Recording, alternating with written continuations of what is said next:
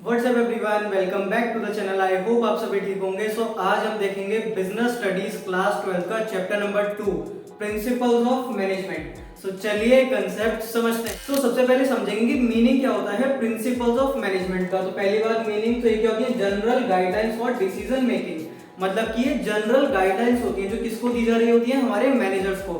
Manager को बताया जा रहा होता है कि तुम्हें क्या काम करना है, कैसे करना है, किस तरह से काम करना है। तो ये बेसिकली जनरल गाइडलाइंस होती है जिसके थ्रू जो मैनेजर है वो डिसीजन लेने की योग्यता प्राप्त करता है।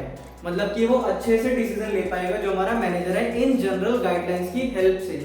अब इस चैप्टर के अंदर दो लोगों के बारे में बात करी जाएगी, एक है फ्यूल और एक है टेलर। सबसे पहली बात, हमें इनके बारे में इंट्रोडक्शन पता होना चाहिए क्योंकि एक नंबर में एमसीक्यू बन सकता है। सबसे पहले अगर जो बात करी जाए फ्यूल के बारे में, तो फ्यूल का पूरा नाम क्या रहेगा, Henry fuel. Henry fuel born हुआ था किसमें, फ्रांस में। इसका ईयर भी दे रखा है, बस एक बार ऊपर से पढ़ लेना, बाकी नीड नहीं है। बेसिकली फ्यूल का पूरा नाम क्या था, हेनरी फ्यूल, जो बॉर्न हुआ था फ्रांस में।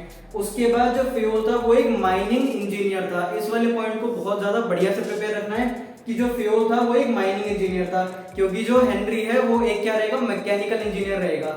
एम से स्टार्ट हो रहे हैं दोनों वर्ड, माइनिंग और मैकेनिकल। कंफ्यूजन हो सकती है कि इन दोनों में से कौन सा माइनिंग था और कौन सा मैकेनिकल था। इस चीज को क्लियर रखना है। उसके बाद father of management studies and thoughts. Basically जो फ्यूल था उसको father of management studies and thoughts भी बोला जाता था और फादर ऑफ जनरल मैनेजमेंट भी बोला जाता है। बेसिकली जो फ्यूल है उसे दो तरीके से फादर कहा जाता है, general management and management studies and thoughts के अकॉर्डिंग। जो फ्यूल है उसने डेवलप करे थे क्या 14 प्रिंसिपल्स ऑफ मैनेजमेंट, जो कि इस चैप्टर का सबसे ज्यादा बढ़िया टॉपिक है और वहीं से क्वेश्चन बनने के चांसेस सबसे ज्यादा होते हैं।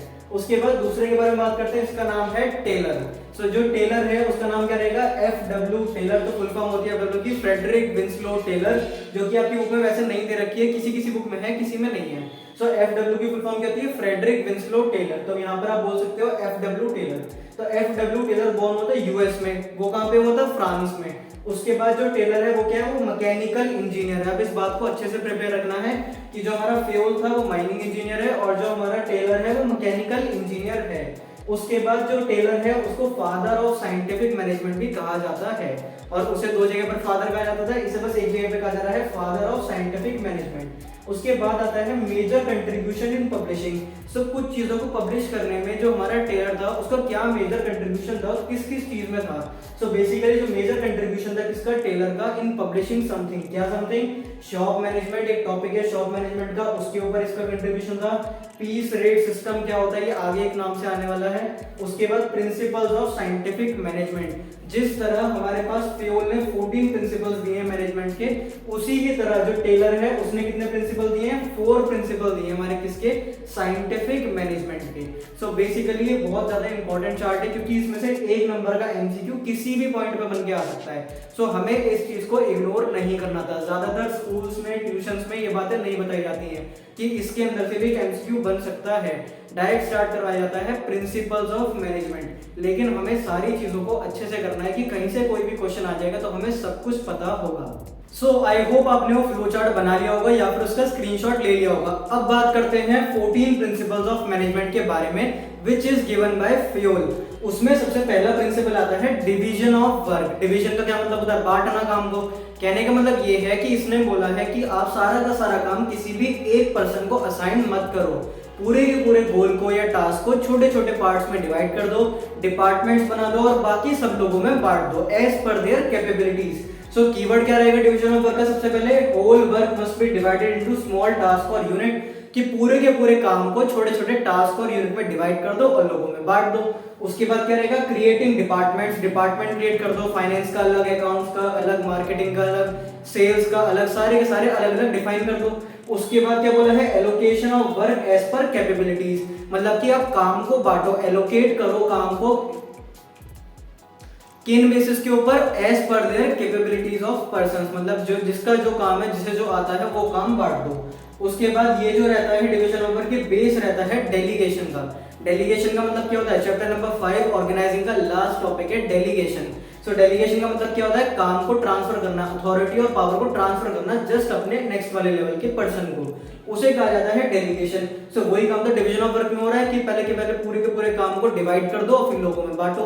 सो बेसिकली ये बताया है हमें डिवीजन ऑफ वर्क ने। उसके बाद बात करते हैं अथॉरिटी एंड रिस्पॉन्सिबिलिटी के बारे में। So now we are moving towards the next principle of management, जिसका नेम है authority and responsibility. So authority means power to take decision, मतलब किसी पर्सन के पास इतनी अथॉरिटी है कि वो कोई डिसीजन ले सकता है। उसके बाद अगला point responsibility. Responsibility means obligation to complete the job on time, मतलब कि ये तुम्हारी जिम्मेदारी है कि जो भी तुम्हें काम सौंपा गया है उसे तुम समय पर पूरा करो काम को, और वापस से करके अपने जो सुपीरियर है, मतलब जो अपने बॉस है, उन्हें रिपोर्टिंग करो।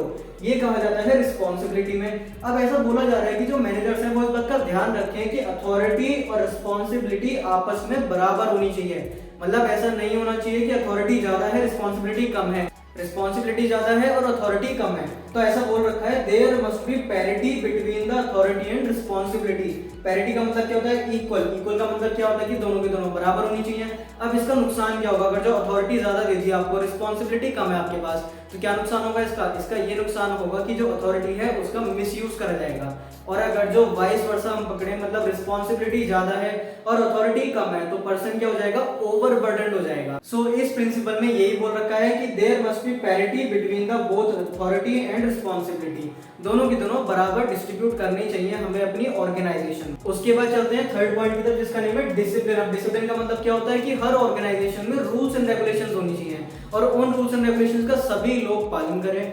उसके बाद क्या बोला है? क्लियर और फेयर एग्रीमेंट होना चाहिए बिटवीन हुम, किन दोनों के बीच में, मतलब मैनेजमेंट और वर्कर ग्रुप के बीच में क्या होना चाहिए? प्रॉपर एक तरीके का फेयर एग्रीमेंट होना चाहिए कि हम लोग ये काम करेंगे, आप लोग ये काम करेंगे और ये काम इतने समय में हो जाएगा। उसके बाद आता है मीटिंग कमिटमेंट्स। ये वाला बहुत इंपॉर्टेंट पॉइंट है। इसका मतलब होता है वादा करके पूरा करना। कहने का मतलब क्या है कि अगर जो मैनेजमेंट ग्रुप ने बोला है कि हम लोग तुम्हारी सैलरी बढ़ाएंगे, तुम लोग ओवरटाइम करो, तो उन लोगों को सैलरी बढ़ानी चाहिए। वर्कर ग्रुप ने बोला था कि आप पहले हमारी सैलरी बढ़ा दो, उसके बाद हम ओवरटाइम भी करेंगे, तो बेसिकली सैलरी बढ़ा दी गई, बाद में वो सबके सब कह रहे हैं कि हमें ओवरटाइम नहीं करना है। तो जो मैनेजमेंट ग्रुप है और जो वर्कर ग्रुप है, उन दोनों को अपने वादों को पूरा करना होगा। जो वादा करके मुकर गया, मतलब कि डिसिप्लिन वायलेट हो जाएगा वहां पर। तो उसके बाद अगला पॉइंट क्या आता है? Follow the code of conduct. Code of conduct का मतलब क्या होता है कि हर एक ऑर्गेनाइजेशन के अंदर कोड ऑफ कंडक्ट होता है कि हमारे यहाँ पे ये ड्रेस पहनी जाती है। जैसे कि लॉयर्स, उनका कोड ऑफ कंडक्ट क्या होता है कि जो बार काउंसिल है वो कहते हैं कि हमारा कोड ऑफ कंडक्ट है कि आप कोर्ट के अंदर हमेशा काले कोट में आओगे, कभी भी ऑरेंज या फिर ब्लू कलर का कोट नहीं पहनोगे। तो हर ऑर्गेनाइजेशन में कोड ऑफ कंडक्ट होना चाहिए, सभी लोग उस कोड ऑफ कंडक्ट को फॉलो करेंगे।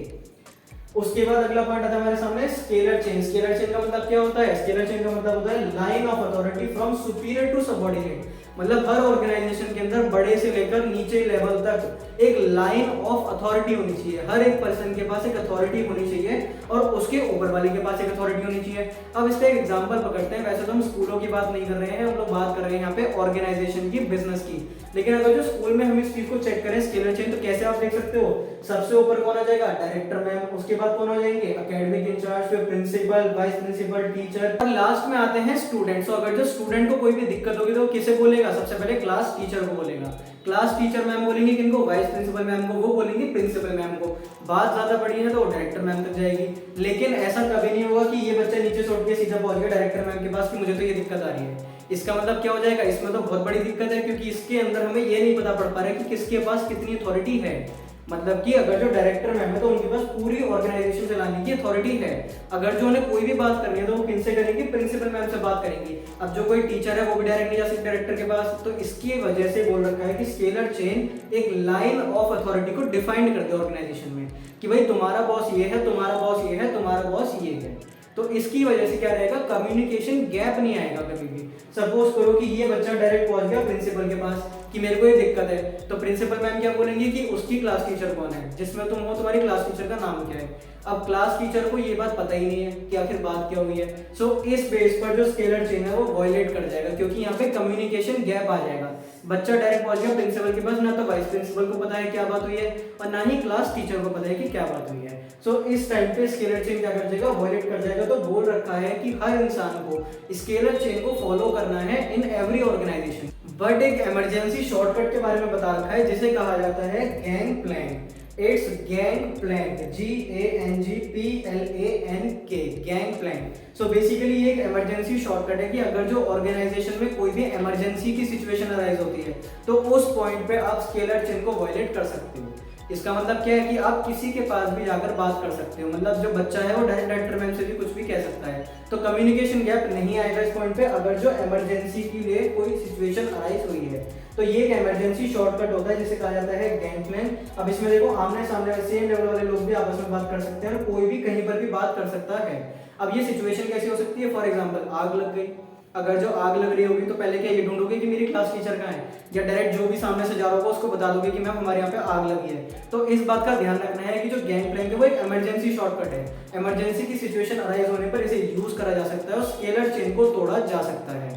तो इसी के साथ अभी हमने फिलहाल 4 पढ़े हैं हमारे प्रिंसिपल्स ऑफ मैनेजमेंट, क्योंकि वीडियो बहुत बड़ी हो जाएगी अगर तो सारे के सारे एक साथ नहीं पढ़ लेंगे।